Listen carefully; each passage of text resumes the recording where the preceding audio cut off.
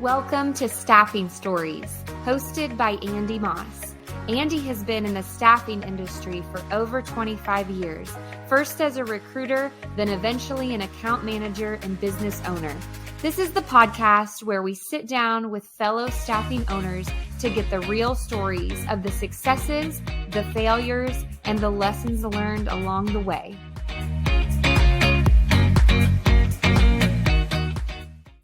And we're back with Staffing Stories, and this has been a big week for us. We talked to several different owners, but when I started doing this podcast, I quickly said, you know what, I got to get Dave Bacon on with BWBacon out in Colorado, and welcome to the show. And I am just super excited you're willing to do this, and I know a lot of people know you and your name as well in the staffing world, but being able to interview you is something special. Well, thank you. I'm delighted to be here, Andy. Let's have some fun. I know your busy schedule of outdoor adventures. You're kind of like the Bear Grylls of recruiting and staffing. So not that you maybe had jumped out of a helicopter this week, but introduce yourself to those that are listening and maybe watching for the first time. Super. Well, yeah, as you mentioned, I live here in Colorado. I started the business here in Colorado 21 years ago. I grew up in California, went to school in New York. I love Colorado for its beautiful mountains, for its great people. And, I love staffing, Andy. Yeah, it's kind of crazy. I mean, there is just something in my DNA that is programmed to connect people, and that gives me a tremendous amount of vitality and energy. And, as you alluded to, with respect to doing things in the outdoors, I find that, connecting people in the outdoors only elevates the level of connection. And so I try to thread outdoor experiences as much as possible into the experiences that we can create with our clients and our candidates. So you've been kind of all over the continent. You're on the West Coast, went to the East Coast, and then floated back to the middle. Yes. I've driven across the country 8 times. If you haven't done it, try to get it on the bucket list. I've done it twice, and I think I'll leave it at that right now. But I've enjoyed it. But it depends on who you're with. That's what makes the drive. Yeah. Yes. Well, I've found some of my most fond drives across are going solo. But yes, do it again. Maybe wait for gas prices to decrease. Yeah, that's probably a big plus. I was just in Colorado Springs, so I know why you love Colorado. It's beautiful. I'm in the mountains of the hillbilly side of the mountains over here in East Tennessee. But awesome. It's when you're in nature, something comes out in you from thinking clear. The experiences with nature. So I know exactly what you're talking about. So tell me a little bit. Did you start on the desk when you got into this world, or how did you get into staffing? What pulled you in? Yeah, well, I mentioned going to school in New York, and I went to Syracuse. I had a minor in supply chain management, and I was going to go back to the Bay Area to get into import export. I found myself kind of landing in Colorado. At the time, the new airport, DIA, had just been built, and there wasn't a whole lot going on in the supply chain space other than trucking. Yep. But what I found is a niche where the advancements in technology within supply chain were really, really exciting. And I ended up getting my first tech gig, if you will, as an account manager for an enterprise, an ERP consulting firm. Okay. And once I sort of cut my teeth there, I worked with management and executives to build a supply chain technology practice, and built that practice up to like 50 practitioners and various technology people and functional analysts and project managers and recruiters and salespeople. But one thing we weren't doing was staffing. Yeah. And I found that the majority of our clients really needed help hiring the right people and not just relying on our consultants. And so sort of hearing that calling, if you will, I wanted to start my own thing. And at the time, I thought I'd start out as an independent. So naturally, I went to the Secretary of State's website to look up my first S corp name. I wanted to call it Macon Bacon, but the name was taken. And then I looked up Better with Bacon, and the name was available. So that was in November 2001, and that was the real origin sort of story there. Better with Bacon. That's awesome. Starting the business, and for 8 or 9 years, up until the recession, I incorporated that staffing into the consulting and ERP space that I was working in. I also started to evolve into a strong interest in working with startup and emerging technology companies. Okay. I felt that a lot of the larger enterprises that we were supporting were sort of chasing this moving target with these large enterprise software projects. And while very lucrative and profitable, they weren't all that innovative. And I loved working with founders. I love it. Like I love that insight into the vision, into what drives founders into building products for the betterment of their users. And so around that time of the recession, I evolved away from that ERP space into more of the space that we support now, supporting more startup and emerging companies. We have a handful of enterprise clients too, which are super. But it's that founder to founder relationship that I truly seek.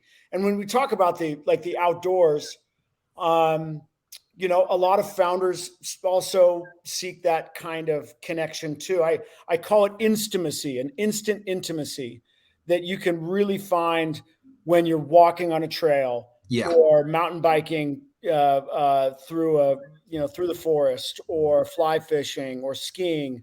You have a deeper level of connection that supports not only that kind of instant relationship, but it fosters a long-term relationship as well.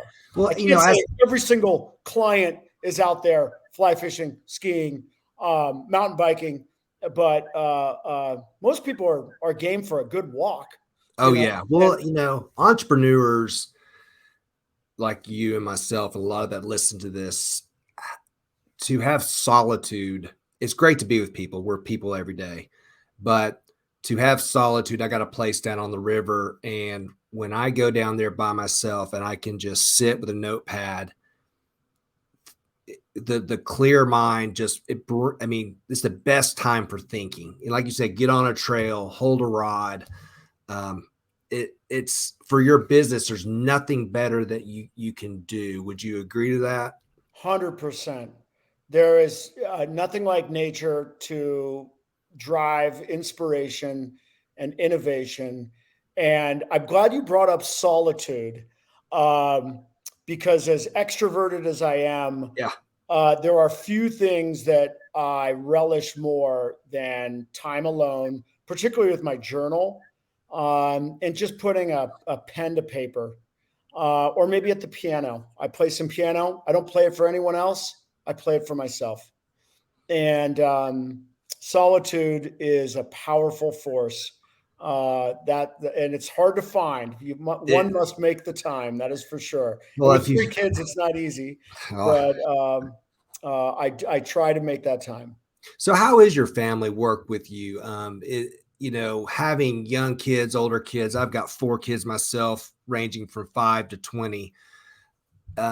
Congrats. Do you? Well, you've got 3, so you're losing hair probably like me. But when you intertwine your family with your business, how do you balance that? Well, that's a loaded question. The master is he who makes no distinction between his work and his play. Yeah. And,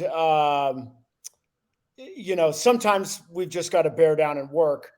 And particularly with the high level of urgency that the staffing industry oftentimes requires, it's not always easy to find that balance. Uh, some things simply cannot wait.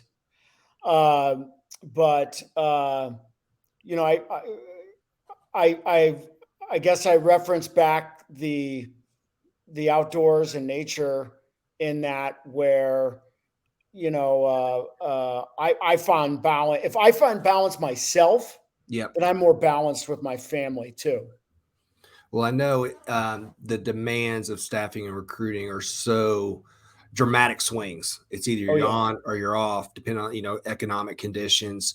But if they're not supportive of what you do, then nothing works. Nothing's in balance. But also, the driving force to be able to work for your family or work for your, I mean, that I always wanted to control my schedule to be able. That's yes, why I love entrepreneurship, is to control that time to where if I want to make a ball game, I'm gonna make a ball game.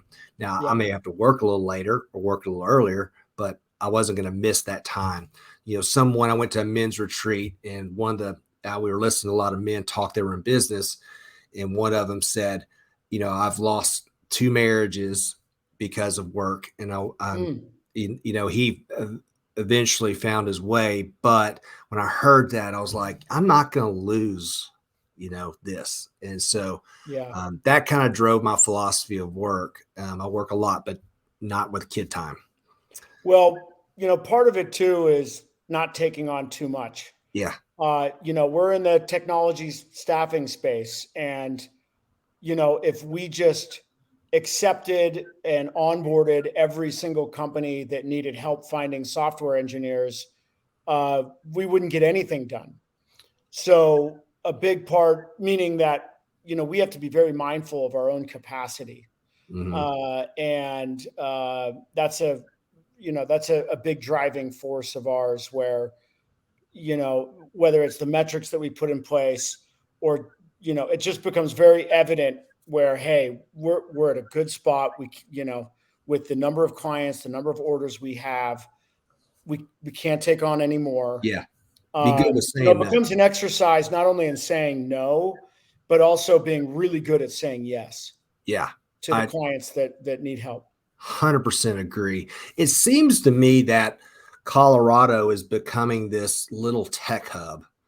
Hmm. It just, I know there's the West Coast, the Bay Area, there's the Miami area is really tech, Austin, Texas, but right behind that is Colorado. Um, Oh yeah. and it's, Well, it's certainly been evolving for the last decade, where Colorado is definitely on the map. You've got a lot of highly educated people here. It's a highly desirable place to be. Mhm. It's an incredible entrepreneurial community, and you just there's so much validation with the amount of funding that comes into Colorado-based companies. And then you see companies like Ibotta, Guild Education, Ping Identity, Velocity Global, Pax8. I could go on and on with the companies born here in Colorado that have become unicorns, and that I think would attribute a lot of their success to simply being born here. Is there, to kind of wrap this up a little bit, I really want to know. I mean, we're just kind of give a young entrepreneur in staffing and recruiting, maybe a young recruiter that wants to do his own thing, or a young account manager. What things would you tell yourself if you had to go back 20 years? Yeah, And, another and- loaded question. I love yeah. it. You know, uh, I think having the experience that I had and the success that I had in recruiting and staffing uh, alone is not enough. Uh, I've learned over the years that while my confidence and my confidence has served me well. I would tell myself in retrospect to seek out more advice about how I structure the company, how I organize the operational elements of the business. Yep. I've learned far too many lessons along the way that I could have, in retrospect, corrected by being more proactive, by seeking out the help from others who've been there before. And the irony is that there's so much of that going on in Colorado, and I find myself in this very virtuous position of having the opportunity to share some of that advice with others. Yep. Yet the irony is that I didn't do it myself, at least enough. Well, that's and I'm okay with that. But we probably could have evolved faster than we did. Well, this is the main reason I started Staffing Story. I love to listen to podcasts, but I wanted to hear from guys like you, that are in the staffing world, been there, done it, have the badges, good success and bad success. So, I learned lessons the hard way, just like everybody, but, you talking to us has been great today. And I really appreciate you taking the time out of your day this week to do this. Yeah. Feels very natural. And I appreciate you, Andy. And, just thanks for having me on. All right. Well, until the next time we meet, I appreciate it. Thank you. You bet. And just, this DM isn't going to just carpe itself, Andy. So seize the day every day. I know. I absolutely agree. Thank you. You betcha. The Staffing Stories podcast is brought to you by 3DIQ, founded by recruiters for recruiters. 3DIQ's industry-leading product suite complements your submission process in Bullhorn from start to finish and helps you deliver a cutting-edge customer experience. Triple your placements with our powerful resume submission platform, candidate marketing, and client portal. Visit 3diq.com/stories to learn more.